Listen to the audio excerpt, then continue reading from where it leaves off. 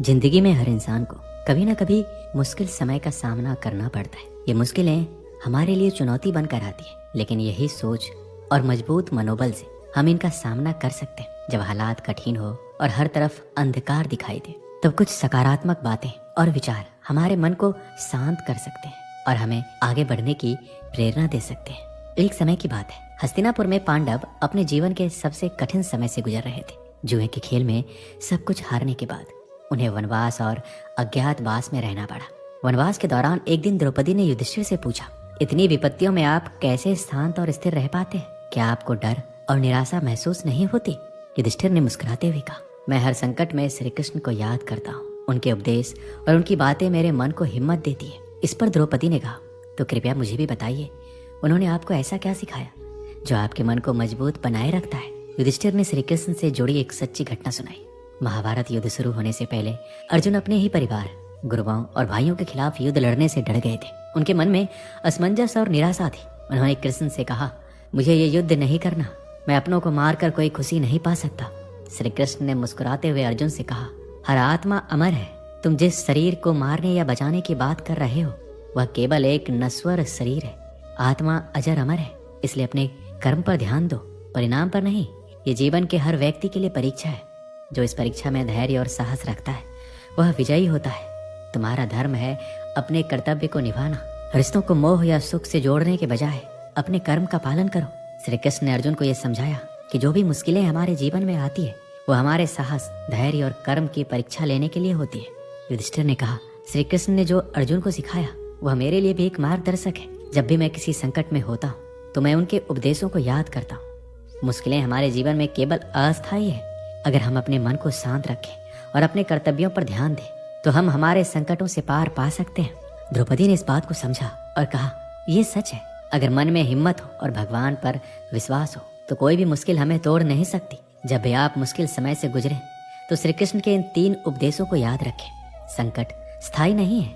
धैर्य और साहस आपका सबसे बड़ा हथियार है। कर्तव्य पर ध्यान दें, फल की चिंता ना करें। श्री कृष्ण की ये कथा हमें सिखाती है, समय कितना भी कठिन हो, मन को स्थिर और मजबूत बनाकर हम हर परेशानी को हरा सकते हैं। श्री कृष्ण कहते हैं, किसी व्यक्ति के वर्तमान को देखकर उसके भविष्य का मजाक मत उड़ाइए, क्योंकि समय में इतनी शक्ति होती है कि वह कोयले को भी धीरे धीरे हीरे में बदल देता है। एक निकम्मे व्यक्ति के जीवन का अंत दूसरों में बुराई ढूंढने में ही होता है। बोलना सीखो, वरना जिंदगी भर सुनना पड़ेगा। तुम भी उतना ही उड़ो जहाँ से जमीन साफ दिखाई दे। सिर्फ उन लोगों को तुम्हारी परवाह है जो तुम्हारे खामोश होने पर भी तुम्हें सुन सके। यकीन मानिए, जो आपको भूल गया है वो भी आपको याद करेगा। बस उसके मतलब का दिन आने दो। अगर आपको भी किसी का दुख देखकर दुख होता है, तो समझ लीजिए कि आपके आत्मा में भगवान का वास है। बस शांति ढूंढिए, जरूरतें कभी पूरी नहीं होती है। जिंदगी में सारा झगड़ा ख्वाहिशों का तो होता है। ना ही दुख किसी को चाहिए, ना ही किसी को कम चाहिए। जिनकी नीयत हमेशा साफ होती है, कई बार लोग उनके खिलाफ होते हैं। अगर कोई आपसे तंग आ जाए तो उसे छोड़ देना, क्योंकि बोझ बनने से बेहतर है याद बनकर रहना। झूठ की खरीदारी ज्यादा दिनों तक नहीं चलती। केवल एक सत्य ही है जो ये अंत तक आपका साथ देता है। जीवन में हर अवसर का लाभ उठाएं, लेकिन किसी की मजबूरी का नहीं। अगर जिंदगी आपको मौका देती है तो आप धोखा खा जाते हैं। आज के समय में अगर खुश रहना है तो स्वार्थी बनना ही पड़ेगा। ये हम नहीं, इस दौर की सच्ची हकीकत है। जिसने अपनी समस्याओं पर कदम रखा वह जीत गया, और जिसने अपनी समस्याओं को अपने सिर पर ले लिया वह लुट गया। जीवन में हम कई बार बड़ी बड़ी समस्याओं से ऐसे बच जाते हैं मानो कोई है जो हमारा साथ दे रहा है, और हम उस अदृश्य शक्ति को भगवान कहते हैं। इसलिए याद रखिए कि जब दुनिया आपका साथ छोड़ देती है तो भगवान आपका हाथ थाम लेते हैं। गुस्से के सामने थोड़ा इंतजार करना सीखो और गलती के सामने थोड़ा झुकना सीखो। एक बार दानवीर कर्ण ने भगवान श्री कृष्ण को अपनी व्यथा सुनाई और कहा, हे प्रभु, जब मैं पैदा हुआ तो मेरी माँ ने मुझे त्याग दिया। इसमें कौन सा अपराध था कि द्रोणाचार्य ने मुझे शिक्षा देने से मना कर दिया, क्योंकि वह मुझे क्षत्रिय नहीं मानते थे। इसमें मेरा क्या अपराध था? और द्रौपदी के स्वयंवर में मेरा अपमान हुआ, क्योंकि मैं महाराज परिवार का हिस्सा नहीं हूँ। जवाब में श्री कृष्ण ने कहा, हे कर्ण, जरा ध्यान दो। जब मेरा जन्म हुआ तो मैं जेल में था, और जैसे ही मेरा जन्म हुआ तो मेरी मौत मेरा इंतजार कर रही थी। जिस रात मेरा जन्म हुआ उसी रात मुझे अपने माता पिता से अलग होना पड़ा। जहाँ पहुँचने के बाद मुझे वह सब कुछ करना पड़ा जो मेरे लिए आवश्यक था। एक गरीब परिवार में मुझे अपने हाथों से गोबर उठाना पड़ता था। जब मैं चल नहीं पाता था, मुझ पर जानलेवा हमले होते थे।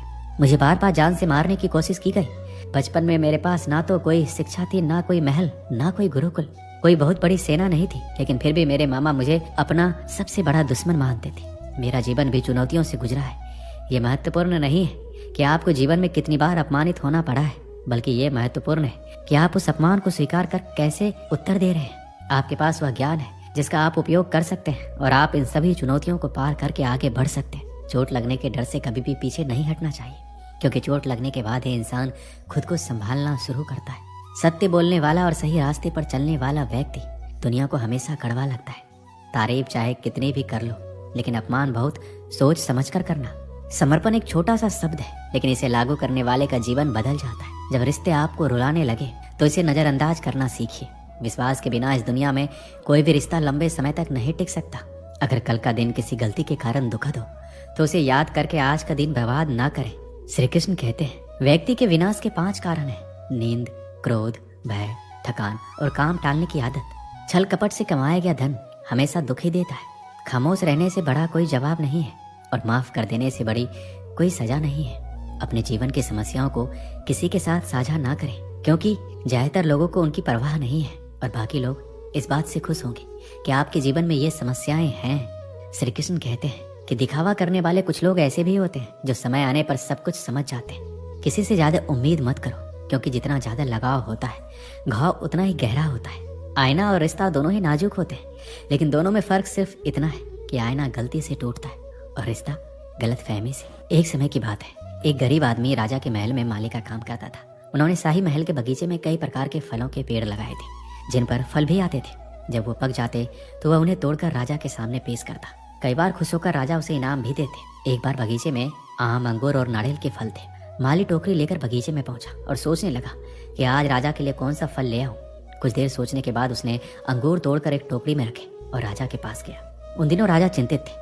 उसे गुप्तचर से सूचना मिली कि पड़ोसी राज्य का राजा उस पर आक्रमण करने की तैयारी कर रहा है। वह बस इस बारे में गहराई से सोच रहा था। तभी माली उसके पास आया और चुपचाप टोकरी उसके सामने रखकर कुछ दूरी पर बैठ गया। मंथन करते करते राजा ने टोकरी से अंगूर उठाए और खाने लगा। वह आधे अंगूर खाता और आधा फेंक देता, जो माली के ऊपर लगकर गिर जाता था।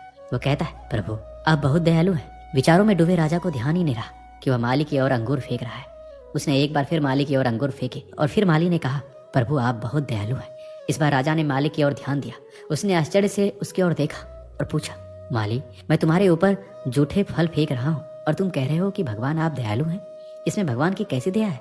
माली ने उत्तर दिया, महाराज आज बगीचे में 3 प्रकार के फल थे, आम, अंगूर और नारियल। मैं आपके बारे में सोच रहा था कि मैं आपके लिए कौन सा फल लाऊं। ईश्वर की कृपा से मेरे मन में आपके लिए अंगूर लाने का विचार आया और मैं अंगूर ले आया। अगर मैं आम या नारियल लेकर आता तो सोचो मेरी क्या हालत होती। इसलिए कह रहा हूँ, भगवान राजा बहुत दयालु है। वह सोचने लगा कि मैं व्यर्थ ही परेशान हो रहा हूँ। भगवान की दया से उसे पड़ोसी राज्य के राजा द्वारा शुरू की गई योजना के बारे में समय पर पता चल गया। इससे उसे अपने राज्य की रक्षा की तैयारी के लिए पर्याप्त समय मिल गया है। ईश्वर को धन्यवाद दिया और राजा रक्षा की तैयारी करने लगा। जब युद्ध छिड़ा तो उन्होंने युद्ध जीता और अपना राज्य बनाया। दोस्तों समय का चक्र ऐसा ही है, कभी अच्छा समय आएगा तो कभी बुरा। हम अच्छे समय में भगवान का शुक्रिया अदा करना भूल जाते हैं और बुरे समय में शिकायत करना शुरू कर देते हैं। जबकि जरूरी है कि हम अच्छे समय के लिए भगवान का शुक्रिया अदा करें और बुरे समय के लिए आभार व्यक्त करें, जिससे हमें हर स्थिति का सामना करना पड़े। उन्होंने ही हमारे सामने ये हालात पैदा किए हैं। छोटी छोटी समस्याओं का सामना करने से ही हम बड़ी समस्याओं का सामना करने में सक्षम हो जाते हैं। इसलिए जीवन में आने वाली छोटी छोटी समस्याओं से ना घबराएं, सकारात्मक रहें और समस्या के समाधान के बारे में सोचें और योजना